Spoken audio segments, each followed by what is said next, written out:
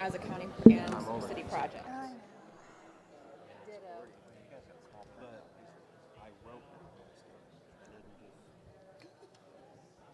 And it's really the, I didn't win 37 West.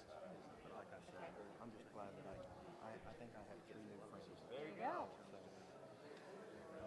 All good. You know, Harriman, there was that talk. which is a good thing. Okay. I'm okay with that. Because I hear 37, I hear 32, I hear... Not as much as. I did a little bit in elementary as far as... They have adjustments in the program. Oh, I Give you the box. Thank you. Well, we do have even more adjustments. not on the front, not on the front and back. Yeah, right. Be the same. And we'll let you know before the end of the month what changes we're going to make. I've been very pleased with the water. But I'm going to take some pictures now because our pictures are terrible. Well, I'm astonished. Oh, I like this question. So they asked for our photograph. Are we candidly or are we smiling? You want us to pose? Okay. Okay. All right.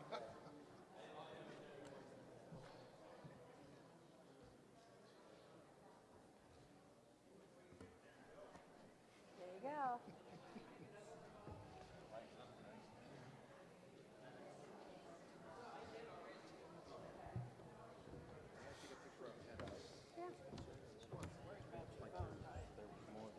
Yeah.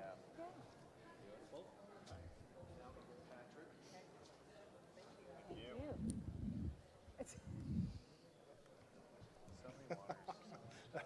I need that. As long as I look skinnier too. And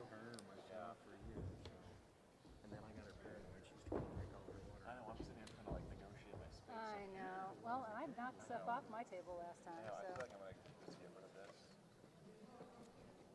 it's all good.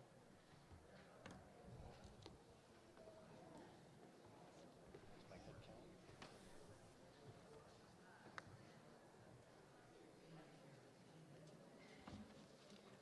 Are you guys all ready? Yep. I'm going to steal the mic.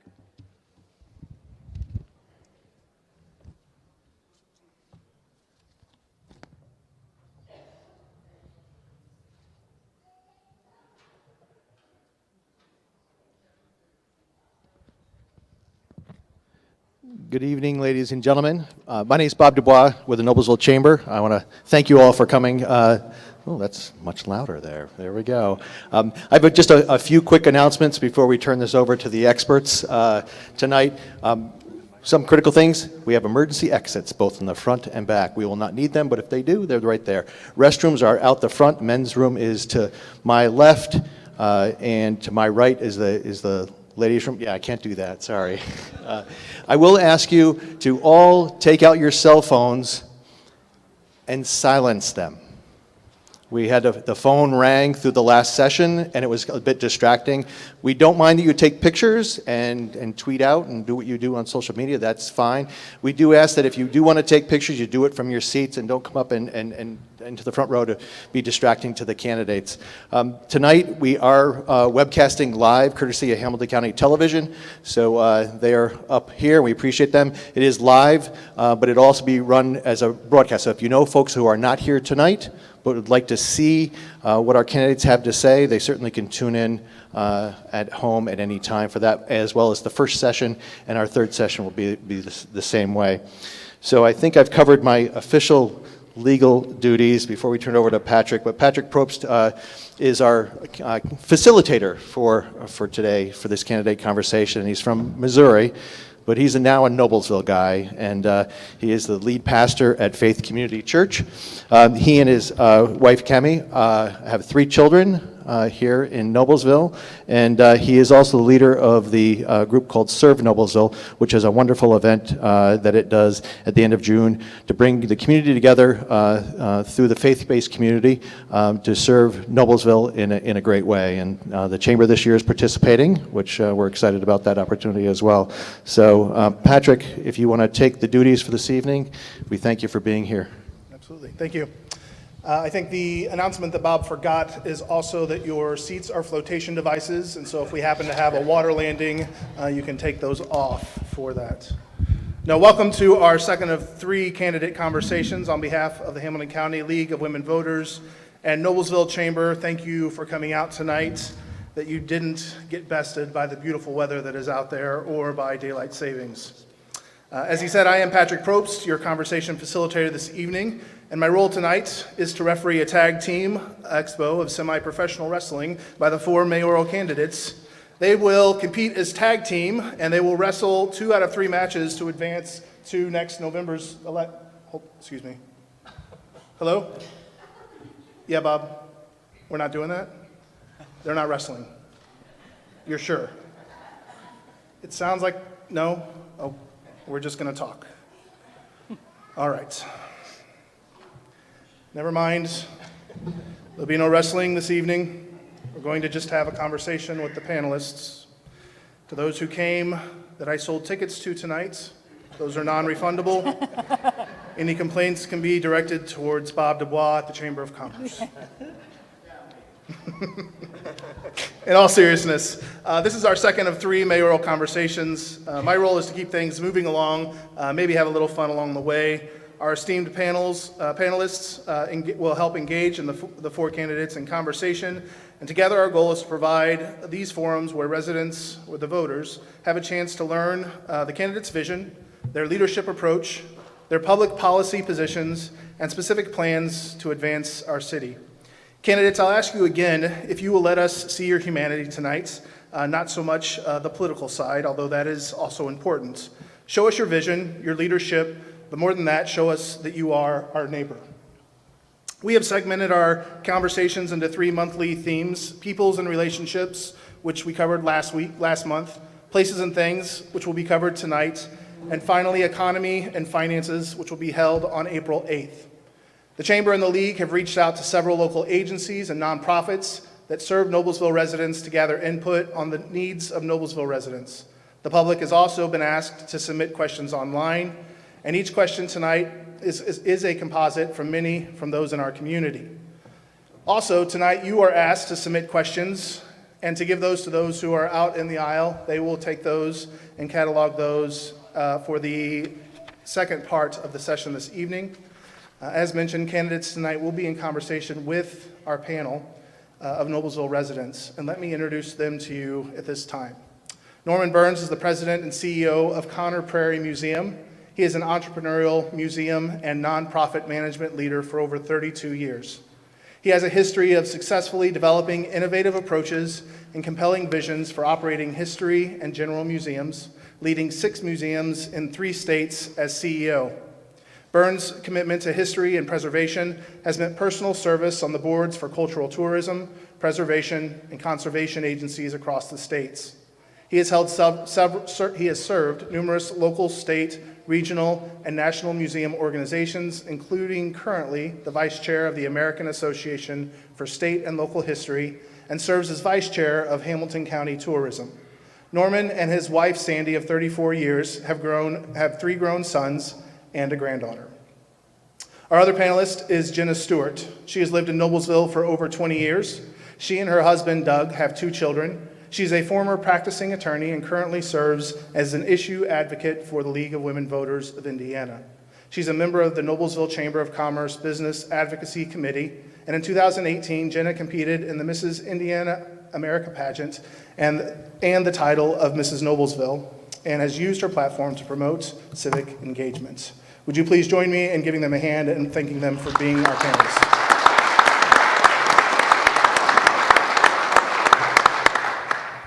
Herb Cain said, "A city is not gauged by its length and width, but by the broadness of its vision and the height of its dream." Tonight's theme is places and things, but what does that mean? Places, well, that is a broad term, and our city is broad. We know the importance and the history of our downtown area. In fact, I'm not sure you can run as a servant of the city without talking about your appreciation for the downtown area.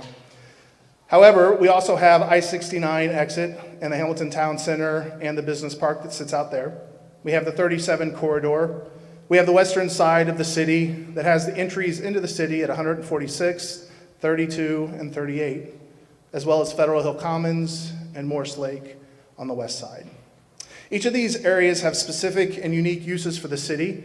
They represent the places of the city quite well. The things of the city are represented by the things that we can utilize or do. We have our park systems, the Nickel Plate Arts District, the natural resources of the White River, the Klipsch Music Center, the new Finch Creek Field House, as well as various other sport fields. We have our emergency services that help to serve the community and take care of our neighbors and residents. We have our traffic and roads, which also comes with the obligation of transportation. These would represent the things of tonight's conversation. And so finally, I want to welcome the candidates, Vince Baker, Mike Corbett, Chris Jensen, and Julia Kazicki. On behalf of all the residents, thank you for offering your leadership and for serving our community. I'm going to let the candidates introduce themselves. They've drawn and picked a random order, and they will have 90 seconds to do that. Good evening, I'm Julia Church-Kozicki. Thank you to the Chamber and the League for hosting us again tonight. Tonight is our second interview as we continue our applications to serve as the mayor of Noblesville. For those new to our conversation, let me tell you why I'm the most qualified candidate. Throughout my career, personal and professional, whether through the Hamilton County Leadership Academy, where I'm not only a graduate but a past dean and past board president, the Noblesville School Board, where I served as president 3 times over 12 years, or in my professional role as legal counsel for a national women's organization committed to bringing women together to positively impact our communities, I have been focused on bettering our community. Tonight, we'll be discussing the places and things that are important to Noblesville. For me, that starts with our authentic, historic downtown square. I grew up 2 blocks away, and I can confirm that the square of my childhood is not the square of today, but we have managed to maintain a unique character that embodies the small town charm that draws people to Noblesville. As we grow and more people and more businesses want to be part of our downtown and our community, it's important we protect that authentic charm. As a leader, I have learned the importance of collaboration and transparency, and I commit to you I will bring those lessons to City Hall. Our citizens deserve to understand what options are and have the ability to provide meaningful input on issues facing our community. As you face your hiring decision this spring, I ask you to vote for Julia Church-Kozicki on May 7th. Thank you. Hello and welcome. My name is Vince Baker. I would like to thank the League and the Chamber again for inviting us to answer questions and let you, the residents, know our views and what they are. I'm a 15-year employee with the Noblesville Street Department. The last 3 of those years I have held the position of urban forester. The love that I have for Noblesville, the city that I was born and raised in, made it an easy choice for me to become a civil servant.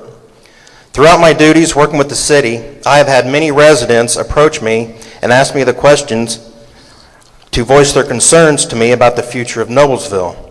Tonight I feel like we will be discussing the core of what every resident, visitor, passerby sees, hears, tastes when coming to or driving through Noblesville. It is what attracts families and our business to our great city. The residents that approach me have more concerns about what can be seen, what the future of Noblesville will look like for our next generation. Thank you. Good evening, everyone. My name is Chris Jensen, and I would personally like to thank each of you for coming out tonight, whether you're here in person or live streaming. I would also like to thank the Chamber of Commerce and the League of Women Voters for hosting tonight's event. And I would also like to thank my 3 opponents here for joining me on stage. As many of you may know, I am running my platform for mayor on 4 key pillars: transforming public safety in Noblesville, protecting and enhancing our historic downtown, developing a strong and sustainable workforce, and making smart investments in our infrastructure. Tonight's topic is places and things, and I could think of no better community to discuss places and things, as that is what makes Noblesville unique. As a city council member and an employee of a company that specializes in municipal infrastructure, I have the unique opportunity to see how cities invest in their communities and infrastructure from both sides of the spectrum.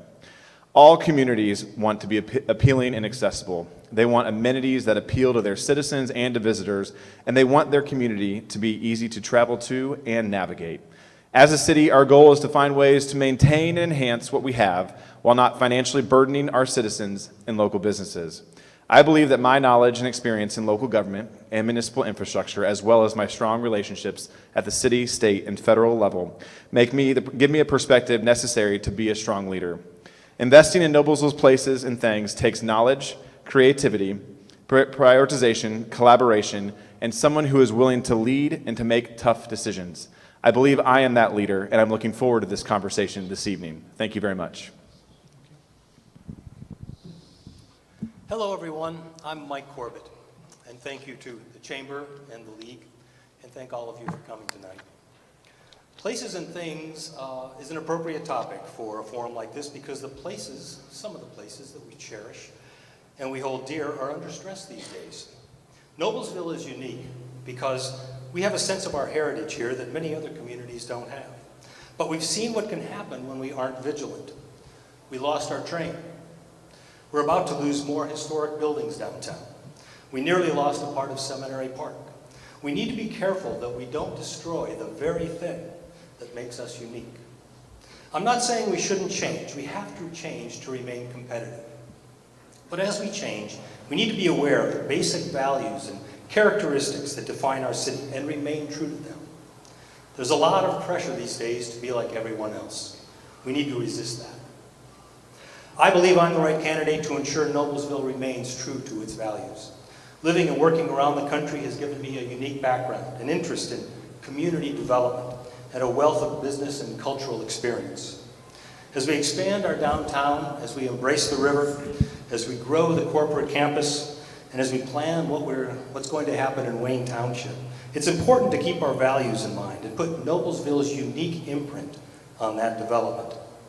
I think I'm the most qualified person to lead this city to greater heights, and I look forward to working with you and for you as the next mayor of Noblesville. Thanks. Thank you. Would you give them a hand?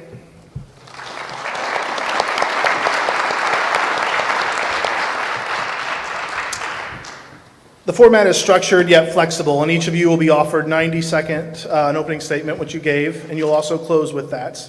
The questions will have answering times from 30 to 90 seconds, and we'll make those determinations.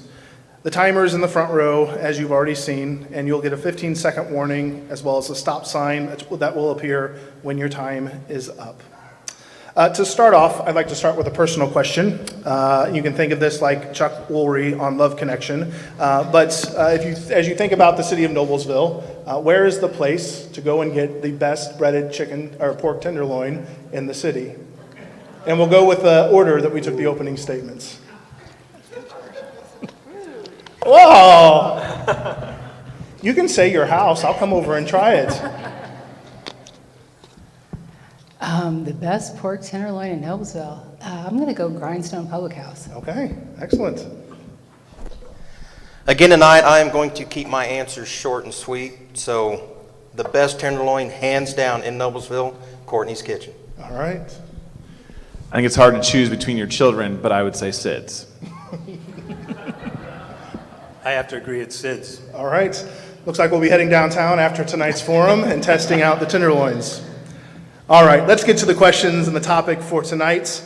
And let's begin with, get my order, Norman. I believe you're asking the first question.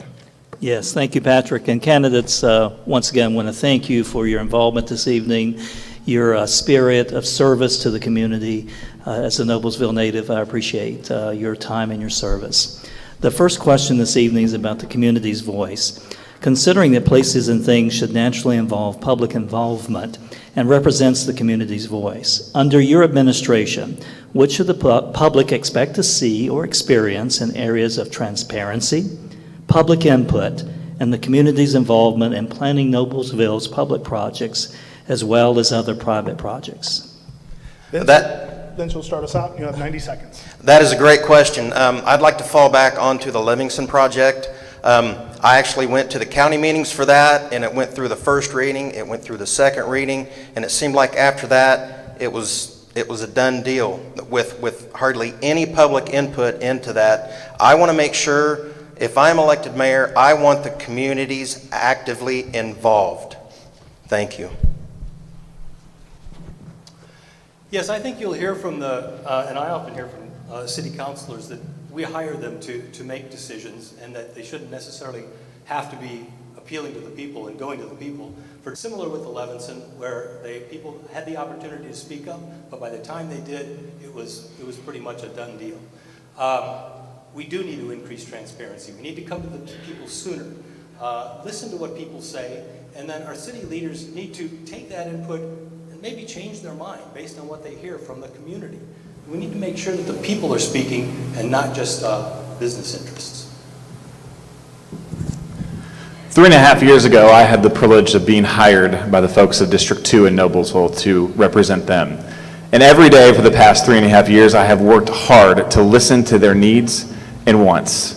Whether that's going door to door, even in non-election seasons, if that's communicating with them on social media, or being available at Noble Coffee and Tea pretty much every day, or giving my cell phone, 317-509-3134, out on my Facebook page, I think it's imperative that we listen to the needs and wants of a community. You'll get that with our administration going forward, but you'll also have an administration that puts a plan in place and leads forward on important issues. But I agree that transparency is essential to our leadership going forward in the city of Noblesville. Thank you for the question. As a school board member, it's been critical, and one of the things we've talked about a lot is creating opportunities for collaboration with our community.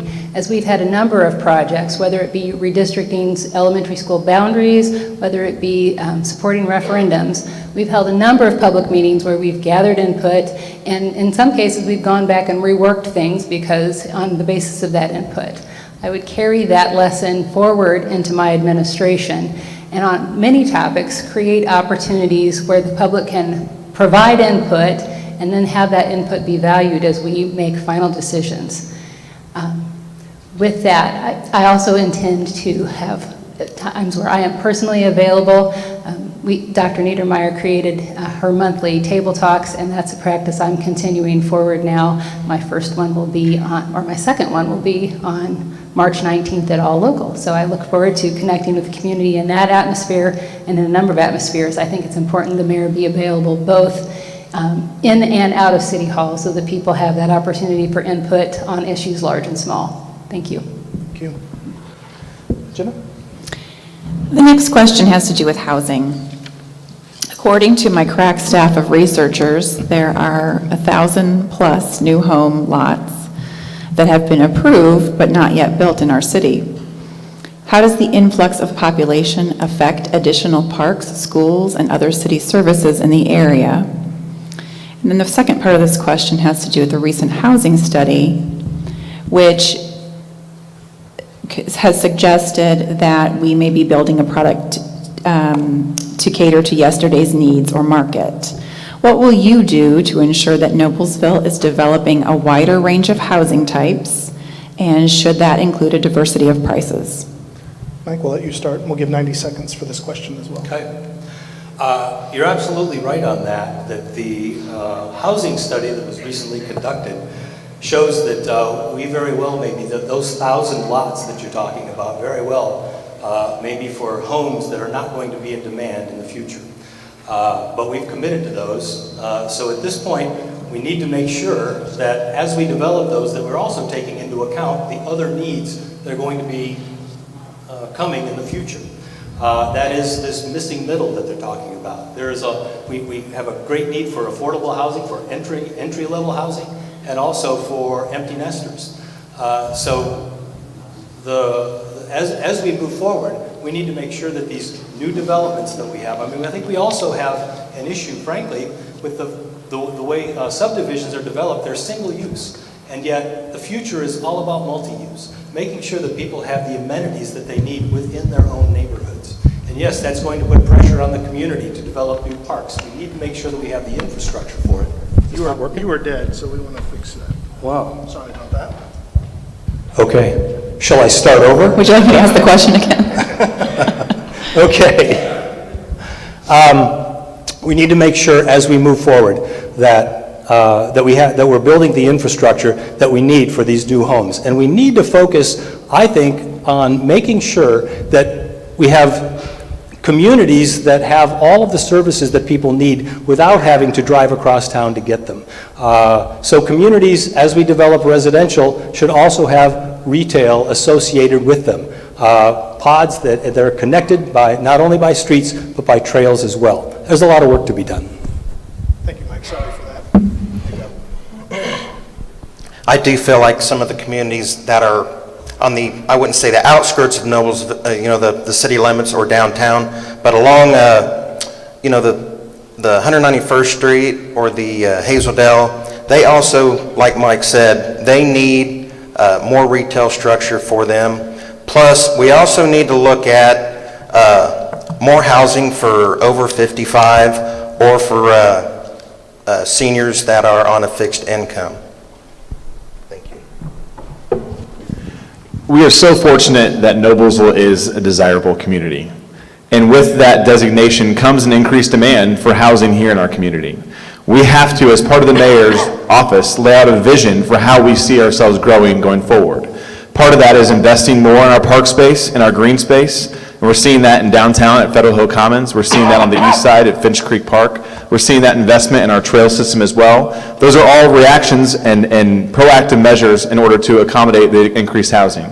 In terms of the missing middle that was referenced, it's very important that we work to diversify our housing stock.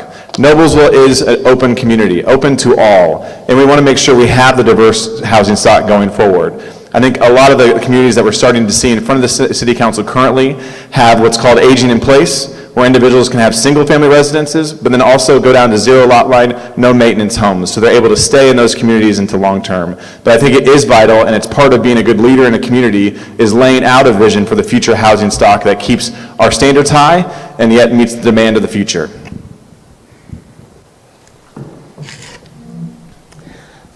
Looking at the first part of the question, it is critical that the city coordinate with the schools and with the parks to make sure that we have adequate amenities for all of our community.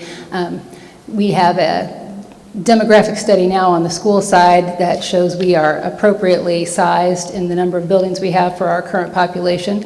But as we continue to add neighborhoods, we've gone through this before.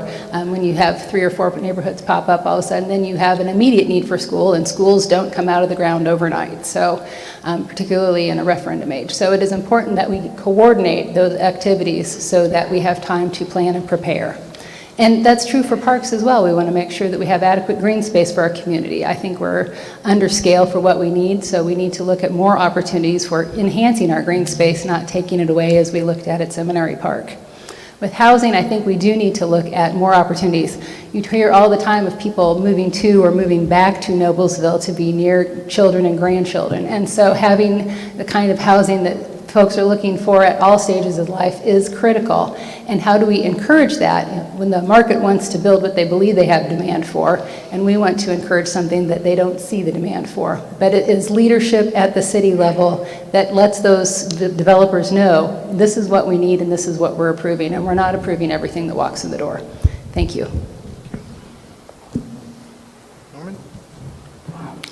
Noblesville has dedicated significant resources to developing recreational amenities for our youth and our young families. We've also invested significantly in educational opportunities, both K-12 as well as Ivy Tech. So let's look at the other end of the continuum. Our crack staff of researchers tell us that forecasts indicate the fastest growing population in our area will be people over 60. Considering I'm going to join that demographic in a couple of years, and I'm a resident of Noblesville, I think this question is for me as well. So what steps will you take, it's a two-part question, what steps will you take to ensure that Noblesville is considered a senior-friendly community? And the second question is, how can Noblesville promote engaging folks to move and keep moving for better mental and physical health through perhaps a senior center? 90 seconds for this one. Thank you, Patrick, and thank you, Norm, for that question. I'll reference back to the first part of that, where how do we ensure that we are senior-friendly? I think by having a plan for development going forward where folks can age in place, we are able to do that and be attractive community to a senior community. I think it's also important, with the Senior Center was referenced, I know Jim Corby is here in the audience as well, helps run that community. They do a great job with programming here for our seniors. And I'll also mention we have great resources like the Shepherd Center of Hamilton County, which is located right here in Noblesville, that is not only focused on keeping seniors mentally active, but physically active as well. So I think it comes back to proper housing planning, but also community support and community planning with partnerships with the Senior Center, with Shepherd's Community Center, and others. Again, it's kind of repetitive, but we do need to look at more senior living spaces. We also, again, need to look for affordable senior living spaces. I have a mother-in-law that looked for senior housing here and couldn't find it, so she had to go to Sheridan. I would like her to be here. On the second part of that question, I agree with Chris. The Shepherd Center is great, but we also have other things as Finch Creek. We could use them, those parks and stuff to incorporate senior activities and senior living too. Thank you. Noblesville, over a number of years, has done a great job of creating opportunities for our youth, and we have outstanding youth activities. It's time for that same creative spirit to look at what kind of activities we can create for our seniors, whether at the Senior Center in its current location or wherever they land in the future, Shepherd Center. We have a wonderful pool at Forest Park that has master swimming in the summer. We have a pool here with master swimming available in the winter. There are so many activities that we can look to encourage for seniors, to encourage both mobility and engagement with our community. We've also talked about, Representative Goodrich has a bill on engaging seniors in our schools, and we can look at how to encourage that volunteerism both in our schools and in other locations in our community to support both the seniors and other members of the community being engaged. I served on the board of HAND, Hamilton Area Neighborhood Development, for several years, and they're in the business of developing senior housing. So I've been paying attention to this for quite a few years. Honestly, one of the very best things we could do for seniors, and not just seniors, but everybody, is to build a community where we encourage people to walk and get their exercise while doing their regular routines. You do that by building, again, services and retail within walking distance of housing, and connect them with trails so that you don't have to get in your car every time you want to live out your life daily. I've proposed an idea called the Noblesville Trailway Plan, which would involve taking a different view about trails. Instead of having trails be simply recreational opportunities, they would actually connect places in the community where people want to go. So a trail would go to Walmart or Meijer so that you could ride your bike or walk. Really, the very best way to stay healthy is to work exercise into your daily routine. We've sort of developed a lifestyle where it's very easy to not exert yourself, and yet not exerting yourself is not good for you long term. I believe that a plan like that, which much more emphasis on trails going forward, sidewalks, making sure that all of our communities are mixed use and walkable, that'll go a long way toward not only seniors, but everybody. Thank you. Let's talk about everyone's favorite subject, traffic congestion relief. Now, you all have indicated that you are folks who can deal with roadblocks. You've been in positions where you've had to use your creativity and show your perseverance. This we foresee as a bit of a challenge in the future, specifically in two areas. Let's talk about two areas. Alleviating downtown traffic. What do you think is the best way to attempt to do that? And then the east-west traffic. And we're not going to let you off the hook by saying that the state is involved in hanging up that project. We want to hear how you want to address east-west traffic as well. We have 60 seconds for this. Thanks, John. There is no doubt that it is a challenge to get through downtown Noblesville in the later part of the day, any day of the week. And that includes both And I think that incorporates the east-west question as well, because you can't get from the east side to the west side right now easily without going through downtown Noblesville. The current proposal looking at Pleasant Street and adding a bridge, we talked about that bridge when they built Field Drive Bridge in 2003. It is certainly a project whose time has come. And if carefully planned, and the devil is always in the details, that creates an opportunity for alleviating some of that east-west issue if we can route some trucks to not go across Connor Street. We have other options, and part of the challenge is making people aware of all of the options, whether that is going across 146th Street or if you have the ability to go across Field Drive. But we need to make sure people know of all of the options so that they can get through town in a convenient manner. A little bit of information here. If Cicero Creek floods, which it has, we're landlocked except for 146th Street, or take 38 or Kerrigan Road across the reservoir. We have got to get Pleasant Street Extension going as quick as possible. Mr. Dellinger, the county commissioner, put it in his county address that he wanted to get this going also. This is what is priority, is east-west traffic. Well, I believe we need to relieve traffic downtown. I just don't believe that the Pleasant Street route is the correct one. I believe that the fastest way, and we're not the only community that deals with this sort of thing. A lot of communities find that as your downtown thrives, that there's a lot of congestion, and in many ways, for many reasons, it's smart to give people who don't necessarily want to go through downtown an alternative. I believe that the alternative should be a more rural route than the one that is being proposed.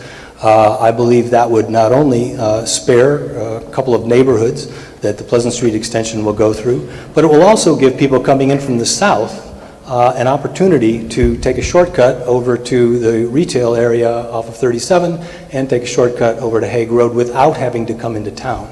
I believe many communities have found that the very best way to relieve traffic is to do a true bypass. I don't think a bypass will be bad for downtown. Our downtown has the ability to draw people. What we need to relieve is traffic that has no interest in being downtown and just wants to get through town as quickly as possible.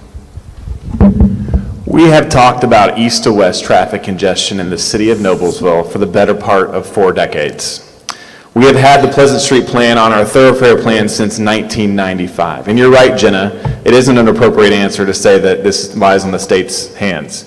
We've had it on our thoroughfare plan since 1995. It is up to us to lay out that plan, invest in that plan, and move that plan forward. The city and state and county have invested heavily in north to south mobility, but we have to get folks moving east to west through our downtown so it makes our downtown more easily accessible, not only by foot, but by car and by bike as well. So I think that is one of the key issues for us moving forward, is a key investment in infrastructure to move traffic east to west in our community. And the time was yesterday, but it really is today. Thank you.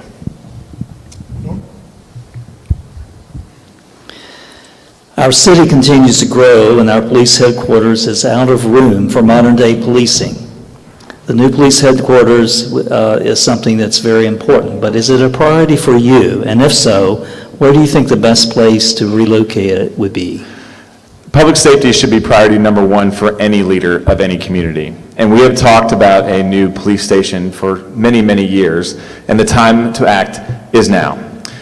We have a site on the near south side with a Firestone plant that, if deemed safe, and after discussing with our public safety officials what would make Noblesville the safest place, we should invest in a police station on the Firestone site moving forward. I think it's key to make sure, as the county seat, we have a lot of our land that is not on the tax rolls. So I think it's important that we find existing sites that really could use some redevelopment. And I think our south side area with Firestone is key number one, as long as it's deemed safe and we communicate a plan clearly to our public safety officials. I also agree, too, that the Firestone lot is a good place for that, but we have to look at what is underneath. That is a big priority there. I would like to work with other city leaders and city officials and see if we can come up with 2 or 3 more places. Maybe where the county grain bins were. That's kind of centrally centrally located in the South District too. So yes, I do believe that that would make a good place, but we also need to work with the leaders and find other options also instead of just Firestone. I have spoken to a number of police officers and police administration over the past couple of months, and I've found that there is a huge concern within the police ranks that Firestone isn't safe. I think it's ridiculous that Firestone has been abandoned the building's been down for close to 10 years now, maybe it's over 10 years, and we still are no closer to developing it than we were 10 years ago. I believe the police station would be a nice addition to that particular neighborhood. It needs a boost, and it's right in the middle of our community. When Firestone was built, it was on the outskirts. Now it's in the middle of our community. But we need to tackle that and make sure that we go in and clean the place up. We can't afford to have a toxic, dangerous place in the middle of our community. So I would fix up, make sure we go in, clean up, use federal funds if necessary, clean up Firestone. I would look at that. I believe it's a good place for a police station. I don't believe it's the only place, but it would be a good one, and I would certainly consider that. We have been talking about a new police headquarters for at least a decade, because we had conversations about it when Forest Hill was closed, that would be an opportunity for that facility.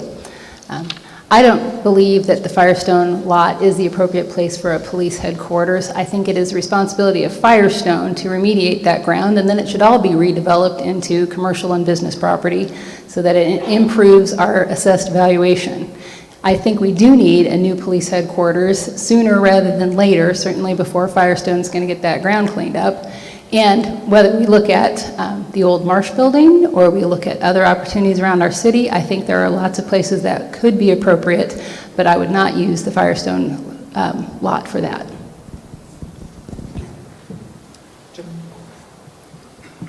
Let's talk about State Road 37.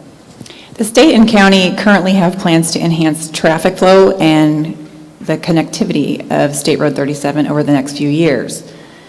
How do you see what do you see as Noblesville's role in the project, and how do you ensure that residents are included and the communication with residents? What's your strategy there?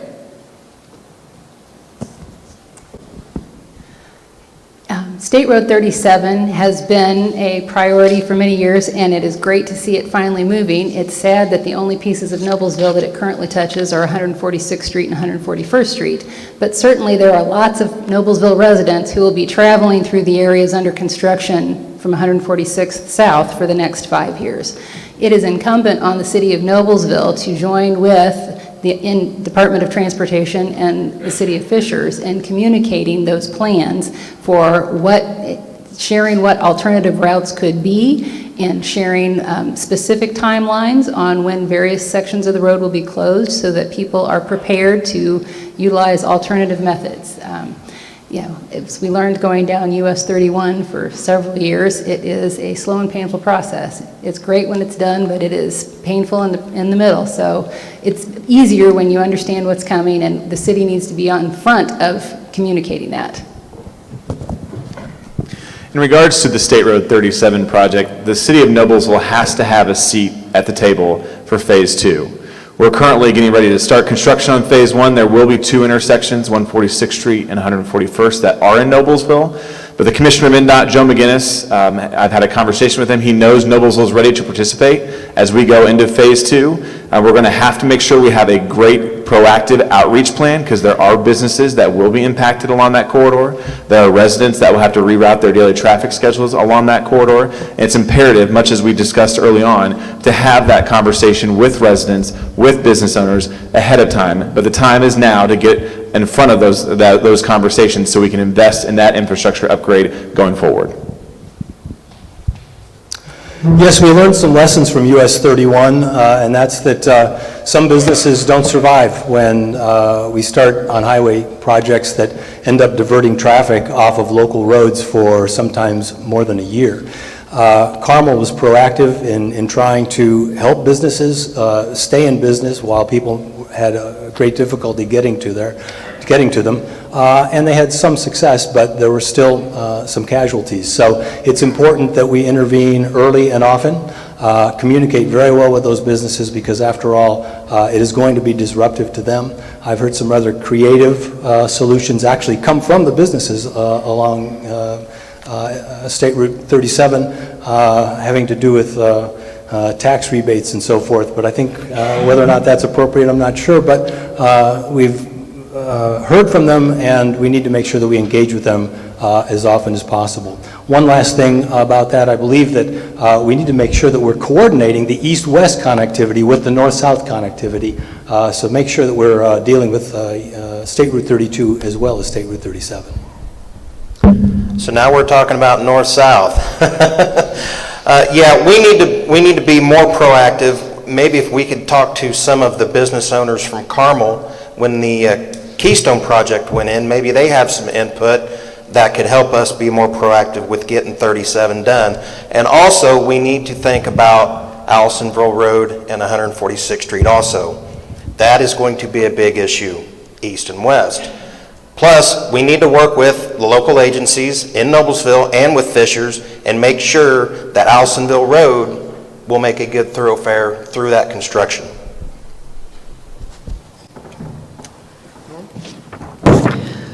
Noblesville is an active participant in the White River Vision Plan, which looks to support 58 miles of the river in Marion and Hamilton counties. As a side note, Conner Prairie has 3.3 miles of the White River, or 6% of that, so I don't know if you know that as a candidate.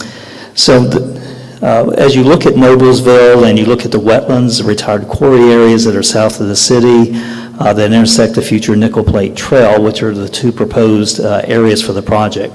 This is a two-part question. What priority would you place on the city working to begin to implement this 30-year vision, and what thoughts do you have on how a two-county governance structure could work? The second question is, what is your vision for activating and protecting the White River? I'll give you 90 seconds for this question. Well, we have certainly come to respect the river in a way that we have not in the past, and I think that's a wonderful thing.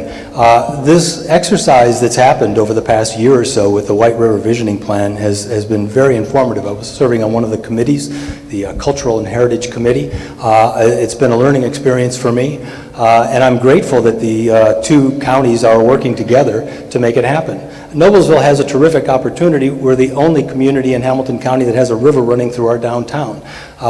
We need to make every effort to try to embrace the river, try to give people the opportunity to have better access to it. It's very difficult to get to now.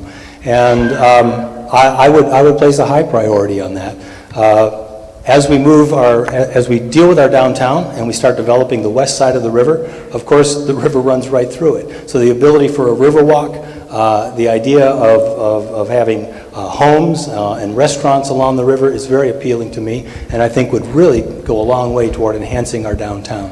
I think the White River project is well worth pursuing.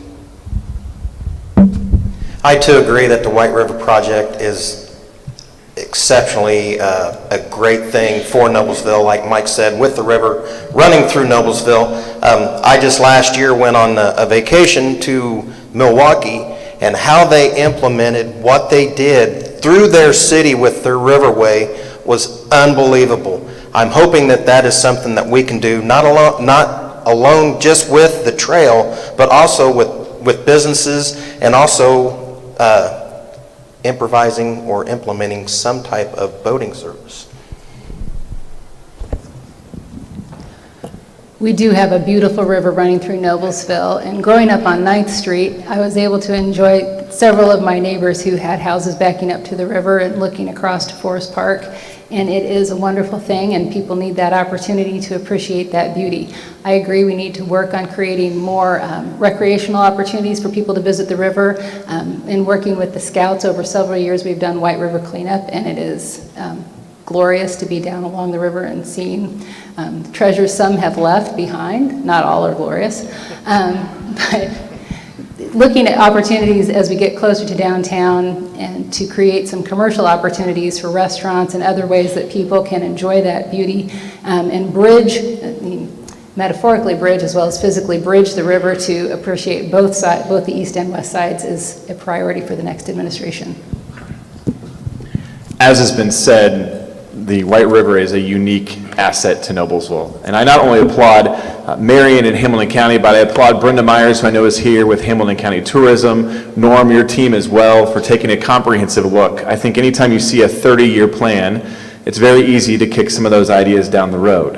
I think we've seen that with some of our infrastructure that we've been discussing tonight. I think it has to be a priority as we look to not only activate, but protect the White River in Noblesville. I had a chance last year to travel with the commissioners as president of the city council to Greenville, South Carolina. And if anybody has ever been there, it's a beautiful place. And they've done a great job not only protecting the history of that city, but making some great assets along that river. And we have to be proactive about that. We have to start budgeting for that and start planning for that today, because before we know it, 30 years will come and go pretty quickly.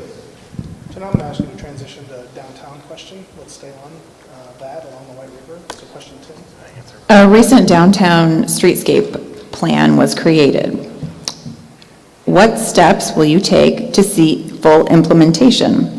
What's the next step to take for downtown redevelopment as it moves westward? And what is your vision for downtown in 10 years? Vince, we'll give 60 seconds for this. Great question. Again, I would like to see the downtown move further west across the river. I think we are going in the right direction, but we need to make sure that we are implementing more areas that are, how you want to say it, better for the community with the type of restaurants that we need to be going in there. It is very hard for downtown restaurants to stay going because they tend to be just a little bit pricier and a lot more rent has to be paid, but I love eating at downtown because I think the foods are better. So I think we need to have better restaurants and better quality. I applaud the work of the several dozen volunteers who stepped up to be a part of the Downtown Development Committee, which was established just a few years ago. It's chaired by Megan Wiles, who's on the city council with me back there as well. So I appreciate the time that they have taken to not only focus on beautification, but really investment in our biggest asset, which is downtown. I think we have to invest in not only, as you said, if you would like to see new restaurants and more opportunities for the shops that are already there, we have to develop more millennial and empty nester housing. We're starting to see that investment come into our community. And I think as we look out 10 years, Vince, you're right, we will start to look at our downtown more as the river not being a dividing factor, but the river being our asset. We see Federal Hill Commons and other areas being invested. Riverview Health is a huge partner of ours on the west side. They're investing in their infrastructure as well. So I think you're going to start to see more investment downtown, which will help keep restaurants alive and well, add more to our base, and support our local shops, which is critical to our city's success moving forward. I also applaud and thank the Downtown Committee for their efforts with the downtown plan. However, I would ask that they reach a little bit higher. I've read the downtown plan. It says we need a wow factor downtown. I don't believe that what we've implemented so far has a wow factor, and I'd like to see them maybe think just a little bit more out of the box. As far as going west across downtown, that is the next logical step, and with the river right there, what a perfect opportunity. But what we really need to be careful of, and you'll notice this, I walk a lot. I walk 30 minutes every day. I walk to Kroger from my house quite a bit. As you're walking downtown, you get a feeling, and that is what downtown Noblesville is about. There's a certain ambiance that you get downtown that is just a really good feeling about being surrounded by the kinds of shops and that there are down there. But once you cross the river, everything changes, and it's because of the scale that it's built on. So as we develop the west side of the river, I really think we need to be cognizant of the scale that we're building it on. Currently, it's built on the same scale as State Route 37. That's not good. It needs to be built on the same scale as the courthouse square. So it's very important now, because this is going to be built out over the next 10 or 20 years, that we're paying attention to what that scale is, so that as you cross the river, you get the same feeling that you get when you're walking around the courthouse square. It's a delicate balance, but we can do it. We just need to pay attention to it. I appreciate the efforts of the Downtown Committee in developing their streetscape. It was an interesting, I went for the initial presentation last year, and it does have some interesting elements, both in terms of decoration and creating opportunities for the street dance to be blocked off, et cetera. But I think we need to be expanding that vision and expanding that area. We can both expand to the south along 8th Street. There are opportunities for redevelopment, as well as go across the river. We do need to think about how to make that west side of the river more accessible.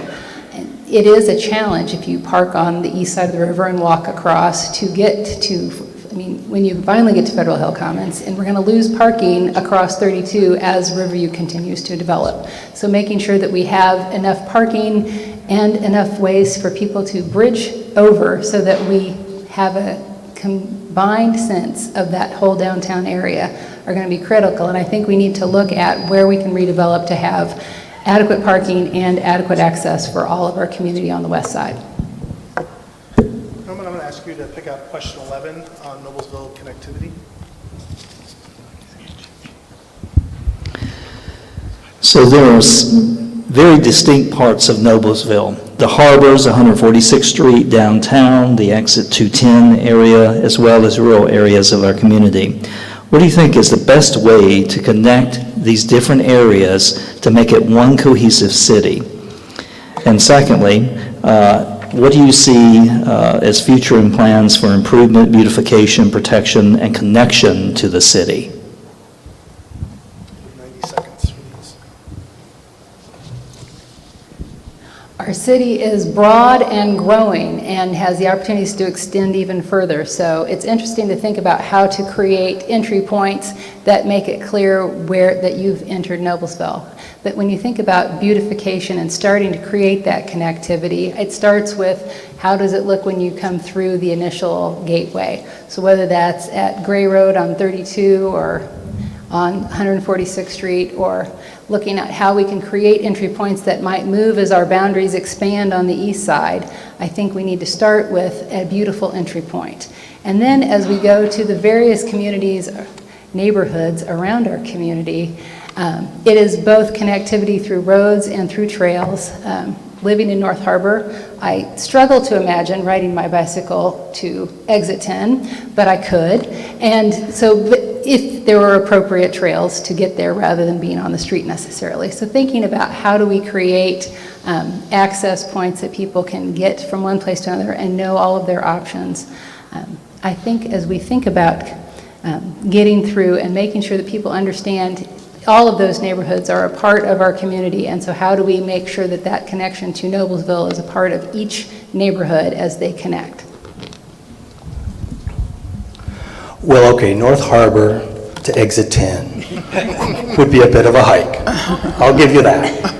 But I will take advantage of this opportunity to plug one more time my Noblesville Trailways plan, which I believe that we need to connect our neighborhoods through more than just streets. We've done a great job of connecting the streets, and we can't let our streets fail. I mean, we need to continue to maintain them. But if we could just connect them in more ways than one, that would encourage people to get out of their cars, get out of their homes, and then have retail develop in close proximity to a lot of these neighborhoods.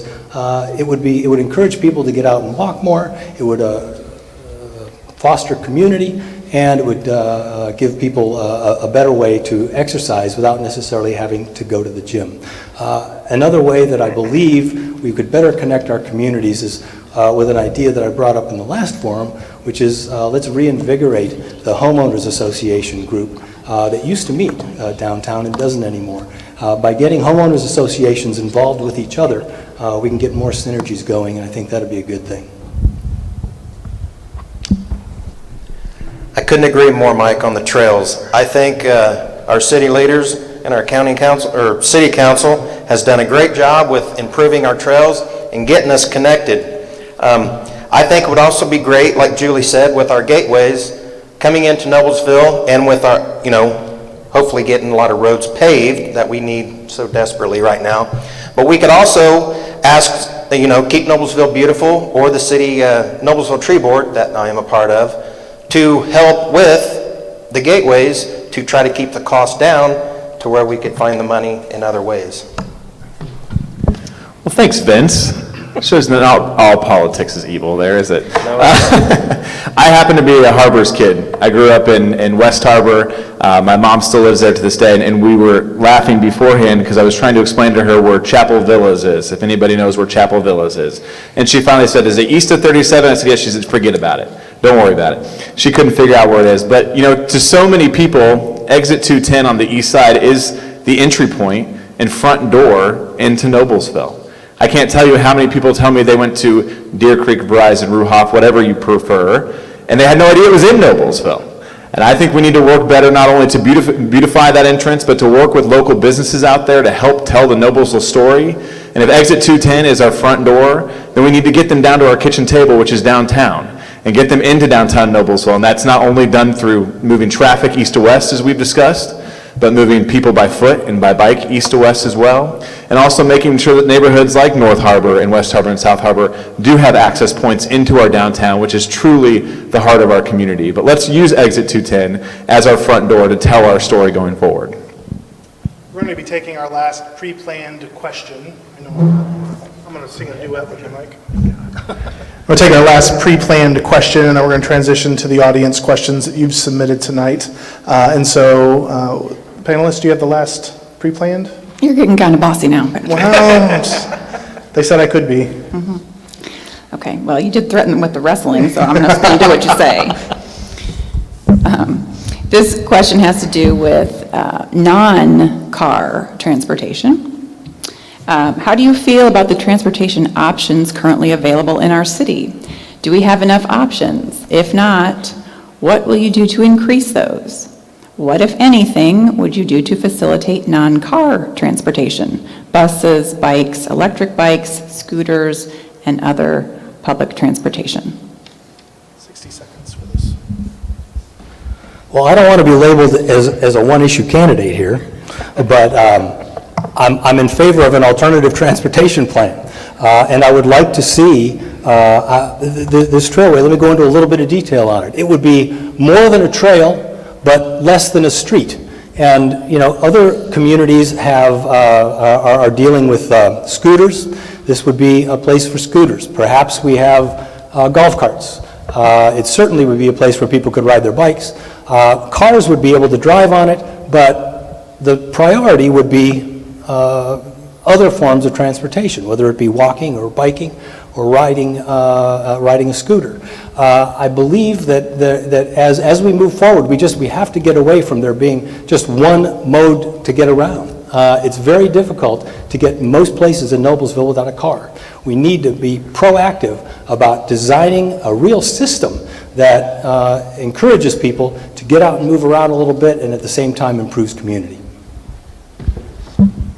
I think public transportation is an issue that is worth discussing even further going forward. We have amazing organizations like Janus Development Service and also Riverview Hospital that offers transportation services to those looking for rides around the community or also looking for health care as well. We should partner with them going forward. If they have the system figured out, let's partner with them to help them move that transportation plan forward. I think in terms of trail connectivity, that's huge to get folks out walking. We're fortunate enough to live on the Midland Trace Trail in the west, and the baseball field is about a half mile down the trail. And when we have little babies, when one kid's playing baseball, we can put another one in the stroller and just start walking up and down the trail. So I think trail connectivity is key for that. I think we have to make sure that we have an eye on safety when it comes to that as well, when it comes to motorized vehicles on our trails going forward. But I think all options should be on the table. But first and foremost, we should take a look at the private options that are being done currently and work to partner with them to move their transportation services forward. I believe the trail connectivity is the key. I really don't think Noblesville is ready for anything other than that. We do have the golf cart communities throughout the neighborhoods, but I think we need to keep them off the trail. I do want to see the trail go further than just 8th Street. I'm a townie. I live on the south side of town. I'd like to see more trails and connectivities actually through the older part of Noblesville. But as far as future planning within the next 10 years, I don't think Noblesville is ready for anything other than the trail connectivity. Janus does provide an outstanding service to our citizens who are not otherwise mobile, whether that be seniors, whether that be people who are otherwise unable to drive. And it is in our developmentally disabled community also. We have a number of people who rely on that, and that should be encouraged and supported by the city. Beyond that, though, I think it's tragic that the city has allowed the opportunity for mass transit by mode of train to get to downtown Indianapolis with letting our train track be converted to a trail. I think if I have the opportunity, and Fishers hasn't pulled it up yet, I'll be working to rescind that effort, because I think it is a tragic opportunity that is missed for us in terms of economic development to have that connectivity to downtown Indianapolis. In terms of trails, I think they're great, and I look forward to the day when I can ride a bike from North Harbor to downtown without having to risk my life on Hague Road or go through South Harbor. Thank you for those responses. We're going to now transition to the audience questions, and I'm going to let the panelists pick these as they've had a chance to look at them. I think they're about to wrestle to see who's going to go first. Norman? Thank you. I want to remind the audience that next month we'll actually be talking about finances and the economy. We did have a couple of questions that came up to us this evening that are focused more on finances, and so we'll hold that to next week. However, there was a pre-prepared question that aligns very well with one that was asked from the audience. And we've heard this theme quite often tonight. The difference between Noblesville and the three other cities is quite different. So the question is, how can we distinguish our city moving forward? And the specific question that was asked from the audience is, what is your plan to maintain what residents love about Noblesville while ensuring reasonable progress for the city? You're right, Norm. Our city is unique, and that's why so many folks call Noblesville home. I think we have to continue to invest in what makes us unique, and that is our downtown. Invest in our riverfront district. Invest and enhance our downtown living options, which in turn will invest and enhance in more eating options and shopping options. And finally, we have to invest in infrastructure to get folks easily into downtown by car, by foot, and by bike. If we continue to make those improvements and those investments and protect what is our unique identifier, which is downtown, folks will continue to be talking about why they love Noblesville, and that is our downtown square and unique historic charm. I often hear people say we don't want to be Fishers and Carmel, and I try and figure out when I'm listening to that what they mean by that. I ask them follow-up questions and so forth, and I think what it comes down to is they like the scale on which Noblesville is built. The scale where most stores are 20 feet wide. We build our stores in single lots as opposed to entire blocks. Our buildings downtown are 2 and 3 stories tall. They're very accessible. The facades are built in such a way that they welcome people into the store. I believe that what we need to do is, as we continue to develop downtown, is first off, stop tearing those buildings down. And then secondly, as we continue to expand downtown, build the new buildings on that same scale. Make sure that the new ones are as accessible as the ones that are currently there, meaning smaller scale. I believe the Levinson is in the wrong spot. It's a great development. I love the idea of 80 apartments downtown, but it should have been on the west side of the river. It should not be where it is. I would continue to build on the same scale that Noblesville is currently built on. Noblesville has a lot of unique qualities. Certainly our authentic downtown is critical to what is the core of our identity. We have a wonderful forest park that is historic, and there are lots of things about our community that make us historic and unique, which sets us apart from our neighbors. I agree, we need to continue to maintain our downtown in a way that enhances that sense of community that we all feel when we walk downtown, and extend it so that others, as we look at how to bridge that gap, people want to be near it. So how do we create that housing that's near it? And we need to partner with other landholders downtown, specifically the county, as we look at needs for parking, so that we can utilize spaces for parking in an efficient manner and not have to double up our parking and our apartments in a building that will literally shadow our downtown. I love the idea that you can go downtown and for the three of us, Mike, of course, I'm not singling you out, but growing up in Noblesville and going downtown, you can still see where Murphy's was. You can still see where, J.C. Penney's was, where Armstrong Shoes was. That is nice how they have kept the facade of those stores the way they are. Now, if you go to the Hamilton County GIS website and you look at Carmel's city limits, there's no county at all in it. It's all city limits. When you look at Noblesville, you can see that it's broke up. There's still parts of the county that's still in it. That is what makes Noblesville unique, and that is why I said in the last meet and greet that we need to slow down on the housing. Let's keep part of those counties in around Noblesville.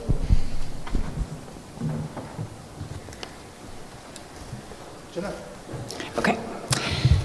There are many residents who feel strongly that Noblesville has not realized its potential in terms of mixed use, retail, and dining, and recreational developments that our neighbor communities have aggressively embraced or pursued. Please give specific examples of how you plan to bring these types of upscale amenities to Noblesville in order to remain competitive in attracting and retaining residents. And the second part that goes with this question is, how do you plan to collaborate with the chamber in doing so? This question was sponsored by Bob Dubois. It wasn't. Now, Bob. Vince, we'll let you start. Oh, first I wanted to apologize to Julie and Mike. I actually kind of jumped up a couple times and kind of cut it right in front of them. I will start with the chamber. I just met Bob. I think we need to, as a city leader and as a community that leads with Noblesville, we need to be one-on-one, face-to-face, eye-to-eye. And if you could please read the first question. Yes, absolutely. So this is related to, I'll just read it. Mixed-use retail and dining and recreational developments that our neighbor communities have aggressively embraced. Please give specific examples of how you plan to bring these types of upscale amenities to Noblesville. Again, downtown, we have a lot of restaurants down there, but I think that some of the building owners, the rent is very high downtown. We have great food and restaurant down there. Me and my wife just ate at the Mom's Grill and Bar. Awesome food. I want them to stay. We have to figure out how we can manage to keep these small businesses downtown.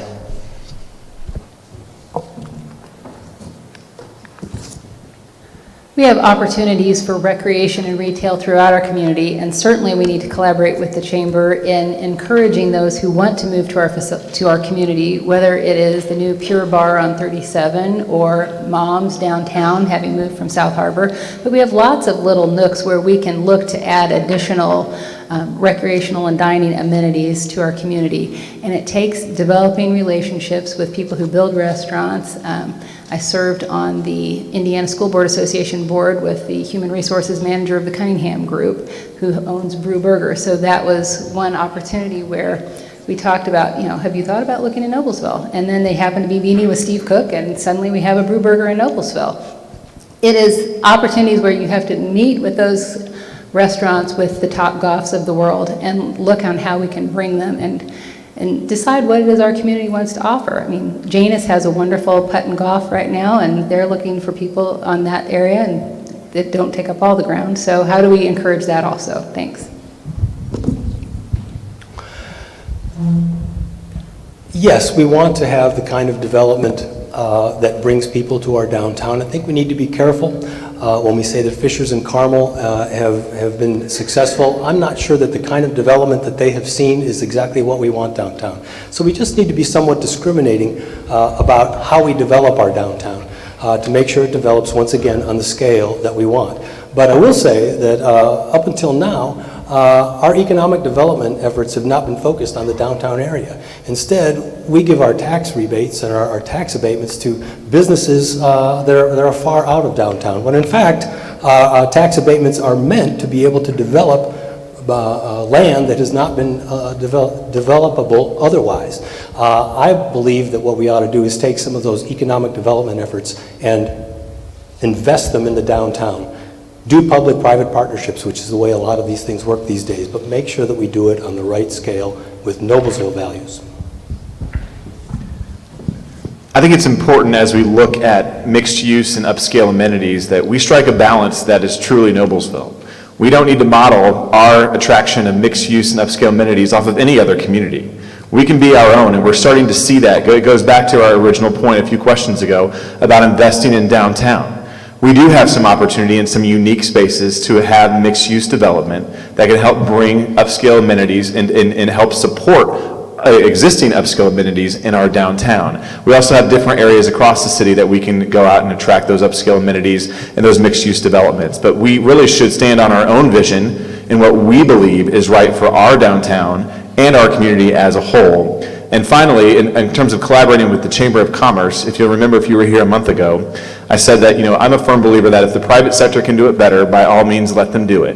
The Chamber of Commerce has great relationships with existing businesses here in Noblesville. We should work directly hand in hand with them as a key partner in not only attracting, but growing those businesses and keeping them here in Noblesville. Norman? In light of current focus on hate crimes legislation at the state level with proposed Crime Bill SB 12, and it specifically relates to a list of characteristics such as race, religion, sexual orientation, and gender identity, what's your view on making Noblesville a welcoming place for everyone?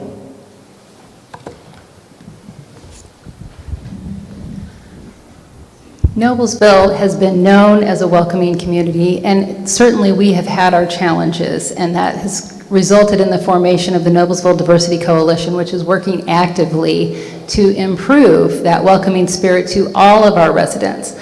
I shared last month we have an elementary school with 54 different languages spoken at home. We are a more diverse community than we think we are, and so creating legislation, encouraging legislation at the state level, and adopting legislation in Noblesville, an ordinance to affirm our welcoming nature and our non-discrimination for all citizens is critical as we look to our diversifying community in the coming century. I support that legislation. I support the legislation as well. Mostly, however, it's because of the negative publicity that Indiana gets for being one of the states that doesn't have an inclusive law. I don't think the state should have to bear that burden, and it wouldn't be that difficult, I think, to implement that kind of a policy.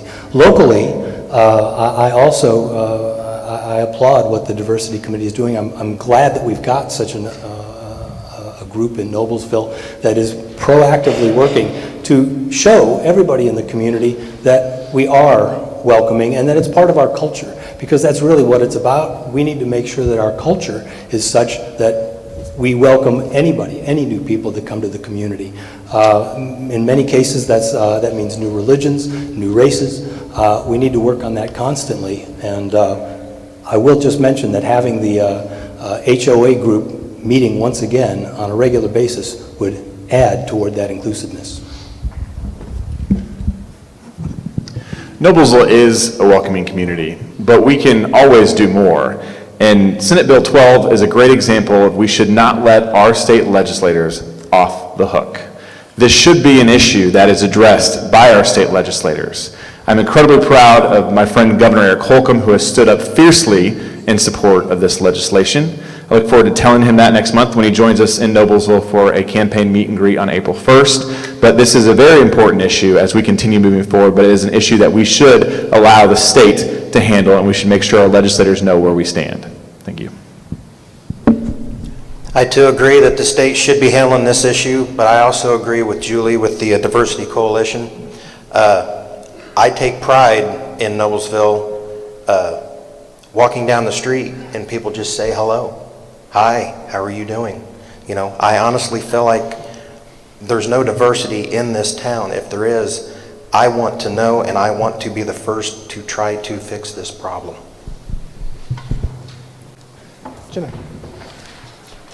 Okay, so this is kind of a combined question.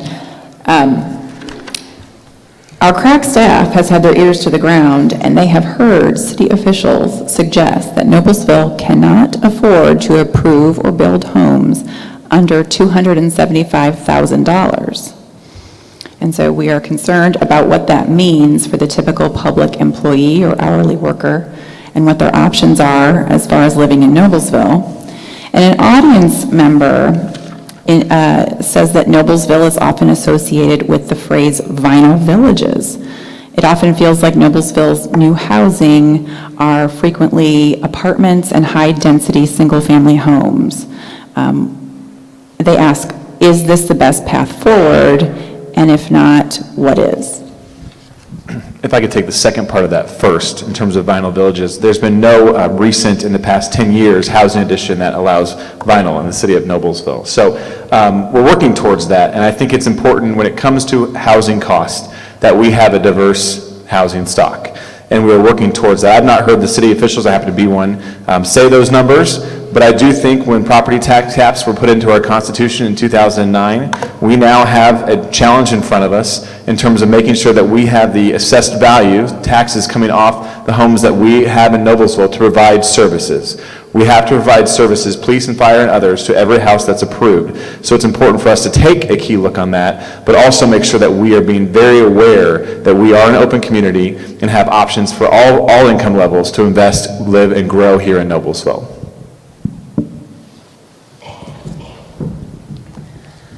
Noblesville does have some diversity of housing because, of course, we have homes that were not built yesterday. And while we haven't had any vinyl homes in the last 10 years, architectural standards were proposed to the council that included vinyl on some buildings. I appreciate that those standards were not immediately adopted. I hope that continues to be the case. That said, I think it is true that we have to have enough taxes to support the homes that are in our community. And it is a challenge after the implementation of the tax caps to provide those services for the amount of money that we receive. I'm not sure if the $275,000 is the correct number, but it does take a lot of money to provide those services. And so we need to look at that mix of housing where we might be able to have multiple houses in smaller pieces so that we can create enough revenue. And of course, we need to create more commercial development to support our tax base so that it's not entirely reliant on our housing. What you say last month, how do you answer the question that we're all in agreement with a different way? I agree with Chris 100%. I think the administration of Noblesville within the last 10 or 15 years has done a great job with pretty much phasing out the vinyl track home. I think they're implementing more brick and more cement board, which in the long run is a better investment, plus it's a better selling point for the house.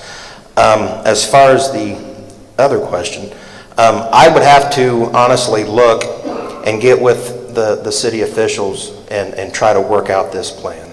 I really would. Thank you. This will be our last question for... I think I could do on this. Oh.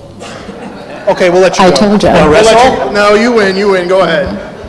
You have the mic. I mean, I'm on here. I'm on here. The ultimate answer to this, of course, is to recruit more businesses to Noblesville. They help relieve the tax burden on the residential community. But presuming that we're not going to be able to do that immediately, I believe that the answer is to develop more mixed-use property, which includes commercial along with residential. It also tends to be on a smaller footprint and tends to be higher. 3-4 stories tall. Those buildings pay a lot more in taxes than a single family home on a 1-acre lot. I subscribe to a philosophy called strong towns, which is incremental development on a small scale on the traditional building pattern that cities have been able to thrive with over many generations, for actually centuries. I think we need to kind of go back to some of those original principles, be careful about sprawl, that really ends up putting a huge burden on the city. If we're just a little bit smarter about the way we do development, I think we can solve that problem. Thank you. Our last question tonight from the audience, and Jenna, you're going to take us home. Or Norman is. Sorry. I've got it in my hand. Hot off the presses. So tonight's theme has been about places and things. And as a candidate for mayor, if you're elected, you have an opportunity to shape the future of Noblesville. So what's one location that you feel like the city has not concentrated on that you would like to focus on as mayor of Noblesville?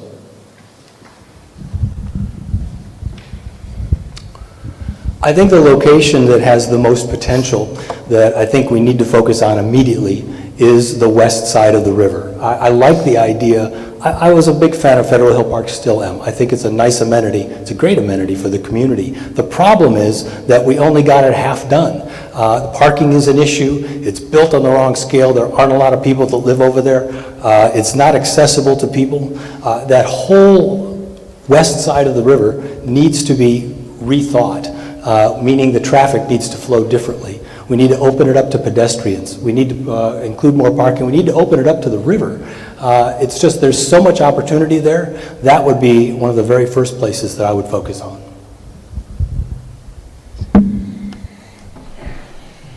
I feel like west of the tracks, what me growing up was called South City. I feel like that it is a place that has been forgotten about.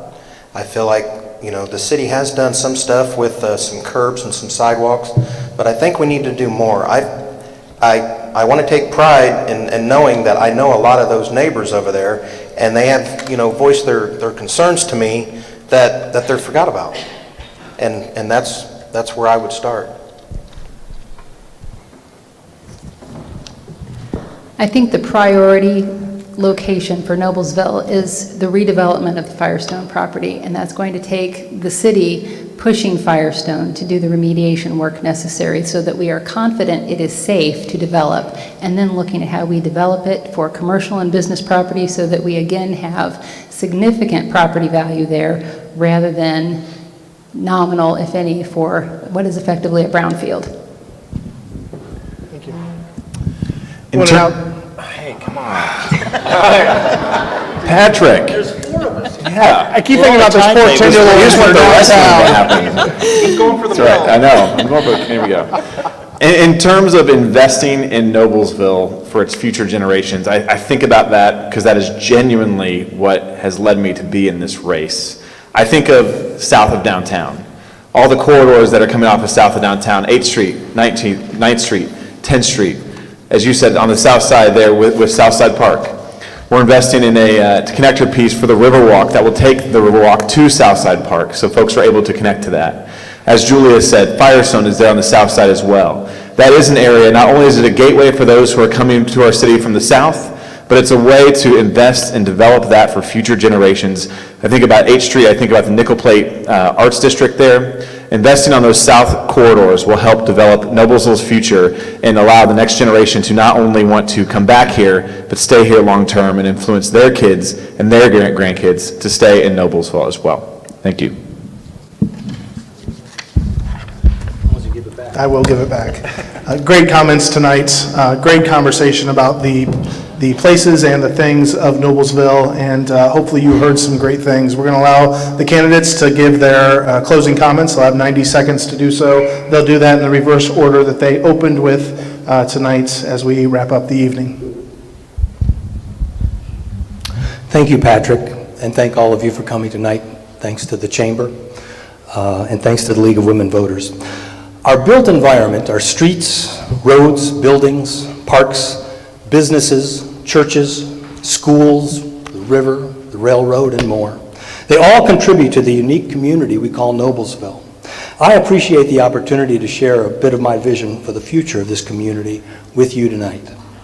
I've spent the past 13 years serving and working with people involved with Noblesville Main Street, with the Noblesville Preservation Alliance, Promising Futures, HAND, the Hamilton Area Neighborhood Development, the Legacy Fund, now known as the Hamilton County Community Foundation. I tutored for United Way at Stony Creek School, became a Miller Ambassador, and graduated from the Hamilton County Leadership Academy. They were all about immersing myself in the community and have given me the background I need to now serve you, the people of Noblesville, as mayor. Things are pretty good in Noblesville. It's a great place to live, and when things are going well, it's easy to ignore the politics and just go about your life. But decisions are being made now about places and things that have the potential to change our city significantly in the coming years. Making informed decisions about your political leadership is hard work, but it is important, and I congratulate all of you for doing that work. Thanks for coming out tonight. I'll be staying around afterwards, so please stop by. Thank you, and thanks to Patrick and Jenna and Norm and the Chamber of Commerce and the League of Women Voters for putting on tonight's event. But most importantly, thanks to each and every one of you, whether you're here in person or you're live streaming from home. This decision on May 7th is a very important one, and I appreciate you taking time. As you've heard this evening, infrastructure and city investment can be tough topics to navigate. There never seems to be enough resources for all the things we want to do. But as a mayor, it's important to lay out a clear vision for our community while also managing expectations and being smart and creative with our city's finances. We want all Noblesville to thrive and be a place where people love to not only visit and play, but stay. We need to be smart and strategic with our growth so we maintain Noblesville's unique history and charm while still meeting the needs and wants of future generations. If you'd like to hear more about my ideas or my vision, don't hesitate to reach out to me via our website, jensenfornoblesville.com, or through social media. I also gave you my cell phone earlier. I can give it to you again after this if you'd like, or you can find me most mornings at Noble Coffee and Tea, and I will treat, and I'll love listening to the conversation. But most importantly, again, thank you for being here tonight, and I would ask for your vote on May 7th. Thank you. Tonight we have discussed infrastructure, districts, destinations, and parks. I hope I've made a connection with some of you and what I believe is the direction that I want to take Noblesville. There are things already in place, and I feel that they need a little work, and many things in place that needs to have all angles looked at to make sure that they are incorporated properly. I want to have a proactive and a community active way of leading Noblesville in the right direction. I want to thank again the League, the Chamber, Norm, Jenna, and of course Patrick. And I want to thank Mike, Julie, and Chris for making this a very relaxed night tonight for me, especially. Thank you. I will be out in the hallway there if you'd like to talk more.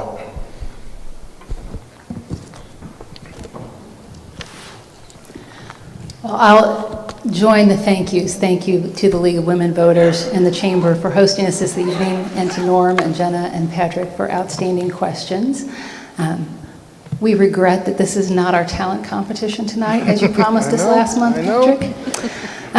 Thank you to the audience, both here and online, for attending. As I shared, this is an exciting election for our community, and it's important for all of us to consider the applicants for the job. Our community is 10 times the size it was when my parents moved here in 1966, and it's critical we consider the voices of all of our residents as we make decisions that impact the next 50 to 100 years in this community. I've committed to making myself available in and out of City Hall, continuing this month at All Local on February 19th, so you can ask questions and share ideas and know that your input is valued and heard. People choose Noblesville because they want to be part of our historic and authentic community. As Cornelius Minor shared with the Noblesville Diversity Coalition, making our community thrive means creating a sense of love, security, and belonging for all of our citizens. Folks know they belong when their voices are heard, and I will create those opportunities to make sure all voices are heard. I appreciate your time this evening and ask for your vote on May 7th.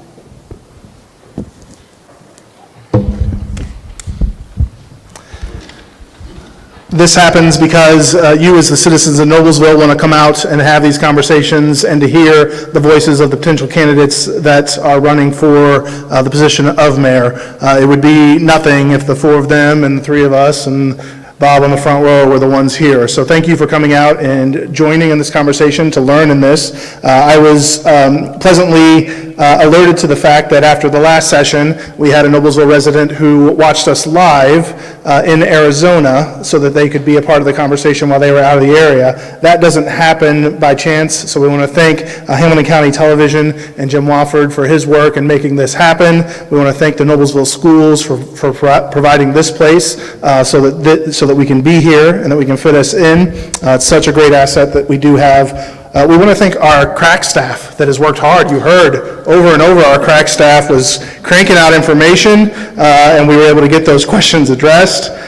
We want to thank, again, the Chamber of Commerce, the League of Women Voters, but again, also thank you to the candidates. Thank you for being here, for making this a conversation where it gives us good information, where we can hear the different positions and stance, as well as the passion that you have for the city. I think it's a chance for us to get to know you. These candidates are available, so if you want to talk to them, if you want to push them further on the questions, do get a hold of them. They will take you up on sitting down and having those conversations. I see them doing it regularly, and thank you to the panelists for hosting and coming up with the questions and rewording those in the way that they needed.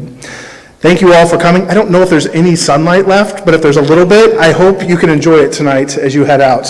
Thank you for being here tonight, and have a good evening. Thank you, Patrick.